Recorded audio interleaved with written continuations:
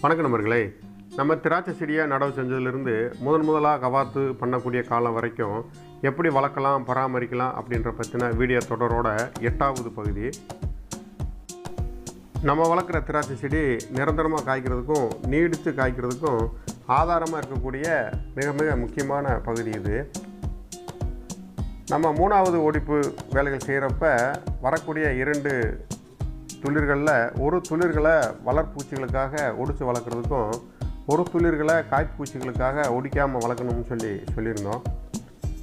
அப்படி ஒடிக்காமல் வளர்க்கக்கூடிய அந்த துளிர்களை நம்ம எப்படி பராமரிப்பு பண்ணலாம், அதை எப்படி நம்ம காய்ப்பூச்சிகளாக வளர்த்து எடுக்கலாம், அதிலிருந்து நம்மளுக்கு எப்படி நிறைய மகசூல் கிடைக்கும் அப்படின்ற பற்றி தான் இந்த வீடியோவில் நம்ம பார்க்க போகிறோம். இந்த எபிசோடை இப்போத்தையும் பார்க்குற புது நண்பர்களுக்காகவும் ஏற்கனவே பார்த்த பழைய நண்பர்களுக்கு கண்டினியூட்டி தேவைப்படுறது என்றதுக்காகவும் முந்தைய எபிசோடோட பிளேலிஸ்ட்டை டிஸ்கிரிப்ஷனில் கொடுத்துருக்கேன். தேவைப்படுறவங்க பயன்படுத்திக்கோங்க. வாங்க இப்போ காய்ப்பூச்சிகளை எப்படி பராமரிக்கலாம்ன்றதை பார்க்கலாம்.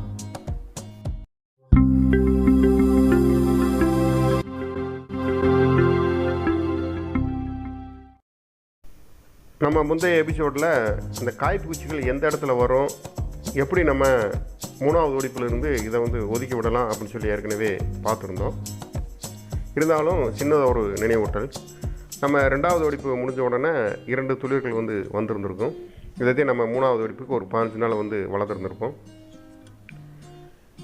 இந்த மாதிரி 6 மற்றும் 7வது இலைக்கணுகள் ஒடிச்சு விட்ட பிறகு இந்த மாதிரி புதிய துளிர்கள் வந்திருக்கும். இந்த 2 புதிய துளிர்களைத்தே நம்ம 3வது ஒடிப்புக்கு தயார்படுத்துவோம்.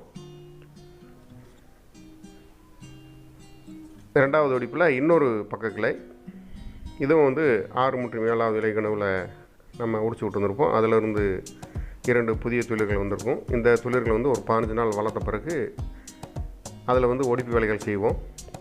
அப்படி ஒடிப்பு வேலைகள் செய்கிறப்ப ஒரு துளிரில் செய்வோம், ஒரு துளிரில் செய்யக்கூடாதுன்னு சொல்லியிருப்போம். அப்படி ஒடிப்பு வேலைகள் செய்யக்கூடிய துளிரை வளர்ப்பூச்சிகள்னு சொல்லியிருந்திருப்போம். ஒடிப்பு வேலைகள் செய்யாத துளிரத்தையே நம்ம காய்ப்பூச்சிகள்னு சொல்லியிருந்திருப்போம். அப்படிப்பட்ட காய்ப்பூச்சிகளை நம்ம அடுத்தடுத்த நாட்களில் திராட்சை வளர்ப்பு சமயங்களில் நம்ம எப்படி அதை பராமரித்து நல்லபடியாக ஒரு காய்ப்பூச்சிகளாக வளர்த்து எடுக்கலாம் அப்படின்றத இன்னும் கொஞ்சம் தெளிவாகவே நம்ம பார்க்கலாம். நம்ம 3வது ஒடிப்பு முடித்த பிறகு 15 நாட்களில் 2 துளிர்களில் ஒரு துளிர்களை வளர்ப்பூச்சிகளுக்காக விட்டுருப்போம், ஒரு துளிர்களை காய்ப்பூச்சிகளுக்காக விட்டுருப்போம். இது காய்ப்பூச்சிகளுக்காக எவ்வித ஒடிப்பு வேலைகளும் செய்யாமல் ஒதுக்கி விட்ட ஒரு துளிர். இது 3வது ஒடிப்பு முடிஞ்ச பிறகு 15 நாளில் இந்த மாதிரி துளிர்கள் ஒதுக்கி விட்டுருந்துருப்போம். இது 15லேருந்து 20 இலை வரைக்கும் கூட வளர்ந்து போய்கிட்டே இருக்கும். இதை நம்ம எந்த டிஸ்டர்பும் பண்ணக்கூடாதுன்னு வேறு சொல்லியிருந்திருப்போம். இது இன்னொரு துளிர் வழக்கமாக நம்ம அடுத்தடுத்த ஒடிப்பு வேலைகளுக்காக 4, 5 இந்த மாதிரி ஒடிப்பு வேலைகளுக்காக இதை ஒதுக்கி விட்டுருப்போம். நம்ம இப்போ இந்த காய்ப்பூச்சிகளில் என்ன பராமரிப்பு வேலைகள் செய்ய போகிறோம் அப்படின்னா, நம்ம பார்க்குறது எந்த விதமான ஒடிப்பு வேலைகள் செய்யாத ஒரு காய்ப்பூச்சி. இந்த மாதிரி மெயின் பிராஞ்சிலிருந்து சப்பு பிராஞ்சாக வளர்ந்து வந்துட்டு இருக்கும். இது 20 இலை வரைக்கும் கூட வளர்ந்து போய்கிட்டே இருக்கும்.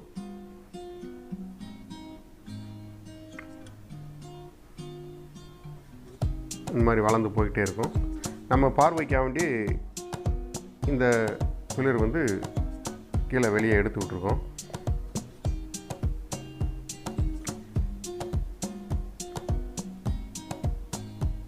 இந்த மாதிரி லாங்காக போய்கிட்டே இருக்கும்.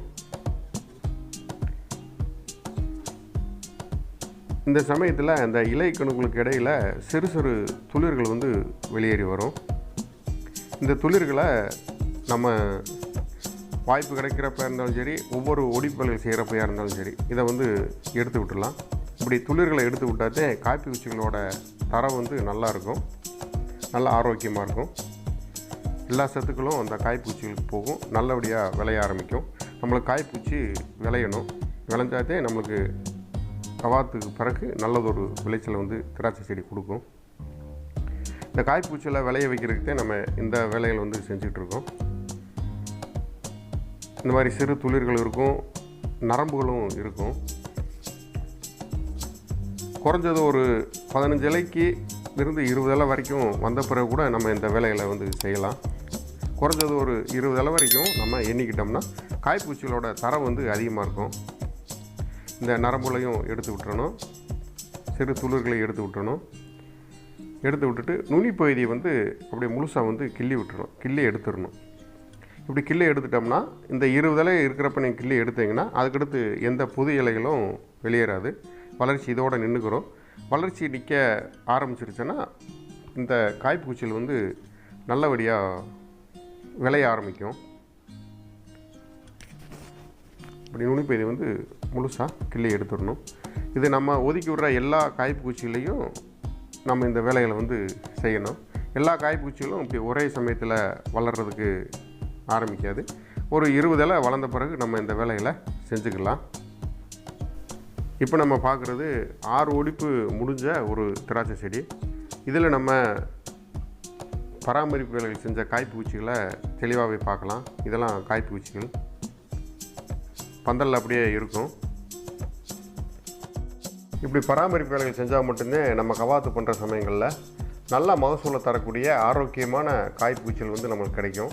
நம்மளுக்கு எவ்வளவு காய்ப்பூச்சிகள் அதிகமாக இருக்கும் அந்த அளவுக்கு நம்மளுக்கு திராட்சை மகசூலும் அதிகமாக இருக்கும்.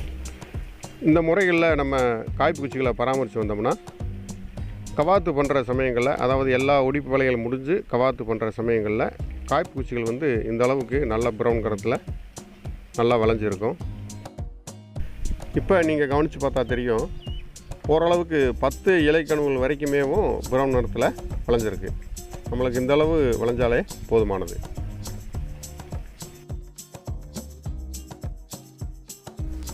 இந்த பராமரிப்பு வேலைகள் நம்ம சரிவர செய்யாட்டி நம்ம திராட்சை செடியில் என்னென்ன பாதிப்புகள், என்னென்ன இழப்புகள் ஏற்படும் அப்படின்றதையும் கொஞ்சம் தெரிஞ்சுக்கிட்டோம்னா இந்த காய்ப்பூச்சிகளை வளர்த்து எடுக்கிறது நம்மளுக்கு கொஞ்சம் சுலபமாகவே இருக்கும். இதில் என்னென்ன தவறுகள் வந்து நடக்கிறதுக்கு வாய்ப்பு இருக்குது அப்படின்னா, நம்ம செடி கவாத்து பண்ணுறப்ப நம்மளுக்கு தேவையான பக்கக்கிளை வந்து மொத்தம் 7 இலைக்கணுகள் இருந்தால் போதும். ஆனால் நம்ம இந்த குச்சிகளை வந்து வளர்க்குறப்ப 20 இலைக்கணுகள் வரைக்கும் வளரவிடணும்னு சொல்லியிருப்போம். அப்படி 20 இலைக்கணுகளுக்கு இடையில் நம்ம வளர விட்டால் மட்டும்தான் குறைஞ்சபட்சம் ஒரு 10 இலைக்கணுகளாகவும் நல்லபடியாக விளைச்சல் வந்து கொடுக்கும். இதில் விளைச்சல்ன்றது என்னன்னா, கிரீன் நிறத்தில் இருக்கிற குச்சிகள் வந்து ப்ரௌன் நிறத்துக்கு மாற ஆரம்பிக்கும். இதுக்கே நம்ம விளைச்சல்னு சொல்கிறோம்.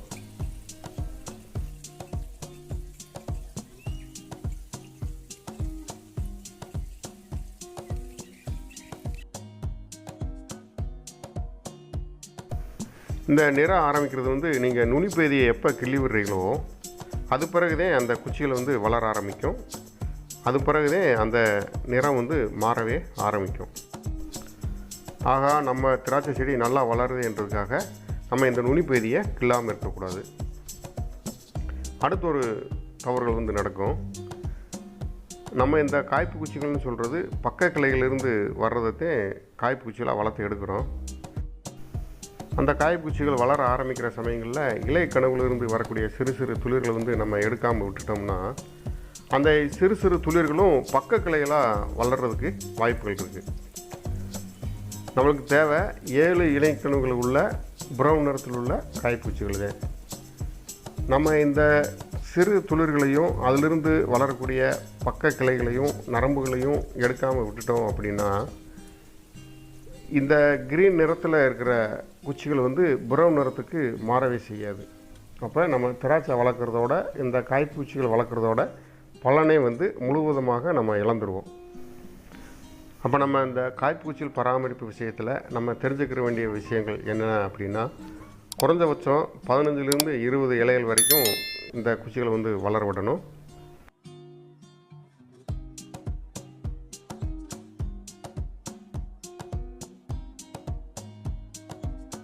இலை கனவுகளுக்கு இடையிலே வரக்கூடிய சிறு சிறு துளிர்களையும் நரம்புகளையும் எடுத்து விட்டணும். நுனி பகுதியை வந்து கிள்ளி விட்டுறணும்.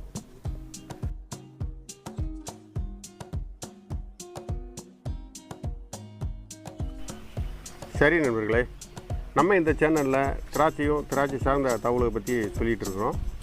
ஆர்வம் இருக்கிற நண்பர்களை சப்ஸ்கிரிப்ஷன் பண்ணி பெல் பட்டனை கிளிக் பண்ணிக்கோங்க. மேற்கொண்டு ஏதாவது சந்தேகம் இருந்தாலோ தகவல்கள் தேவை இருந்தாலோ கமெண்ட் செக்ஷனில் பதிவு பண்ணுங்கள். அடுத்த ஒரு கூடுதல் தகவலோட இன்னொரு வீடியோவில் சந்திக்கலாம். நன்றி, வணக்கம்.